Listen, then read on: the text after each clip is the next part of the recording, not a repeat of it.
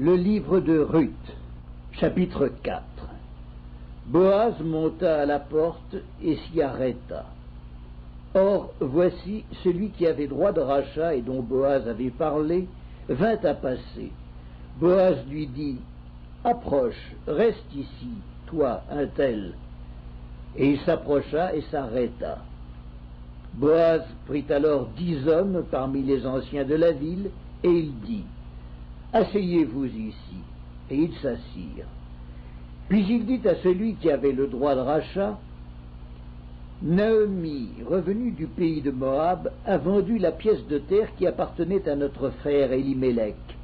J'ai cru devoir t'en informer et te dire, acquiers-la en présence des habitants et en présence des anciens de mon peuple. Si tu veux racheter, rachète. Mais si tu ne veux pas, déclare-le-moi, afin que je le sache. Car il n'y a personne avant toi qui ait le droit de rachat, et je l'ai après toi. » Et il répondit, « Je rachèterai. » Boaz dit, « Le jour où tu acquerras le champ de la main de Naomi, tu l'acquerras en même temps de Ruth, la Moabite, femme du défunt, pour relever le nom du défunt dans son héritage. » Et celui qui avait le droit de rachat répondit, « Je ne puis pas racheter pour mon compte, crainte de détruire mon héritage.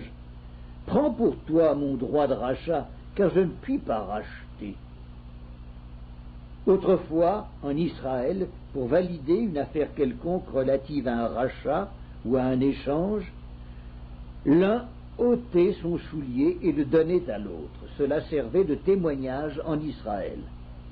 Celui qui avait le droit de rachat dit donc à Boaz, « Acquiert pour ton compte. » Et il ôta son soulier.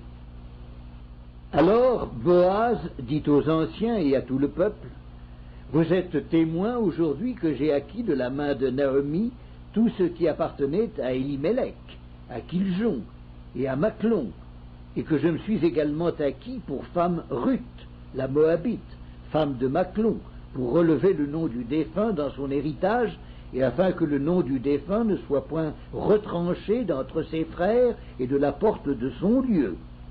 Vous en êtes témoins aujourd'hui. » Tout le peuple qui était à la porte et les anciens dirent, « Nous en sommes témoins.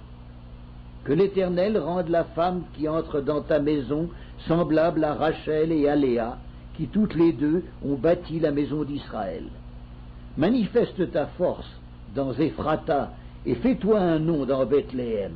Puisse la postérité que l'Éternel te donnera par cette jeune femme rendre ta maison semblable à la maison de Péretz, qui fut enfantée à Juda par Tamar. » Boaz prit Ruth, qui devint sa femme, et il alla vers elle. L'Éternel permit à Ruth de concevoir, et elle enfanta un fils. Les femmes dirent à Naomi, « Béni soit l'Éternel, qui ne t'a point laissé manquer aujourd'hui d'un homme ayant droit de rachat, et dont le nom sera célébré en Israël.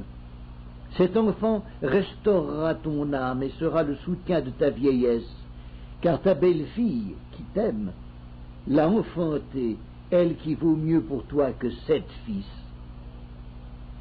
Naomi prit l'enfant et le mit sur son sein, et elle fut sa garde. Les voisines lui donnèrent un nom en disant, « Un fils est né à Naomi. » Elles l'appelèrent Obed. Ce fut le père d'Isaïe, père de David. Voici la postérité de Péretz. Péretz engendra Etzron. Etzron engendra Ram. Ram engendra Aminadab. Aminadab engendra Nachshon. Nachshon engendra Salmon. Salmon engendra Boaz. Boaz engendra Obed. Obed engendra Isaïe. Et Isaïe engendra David.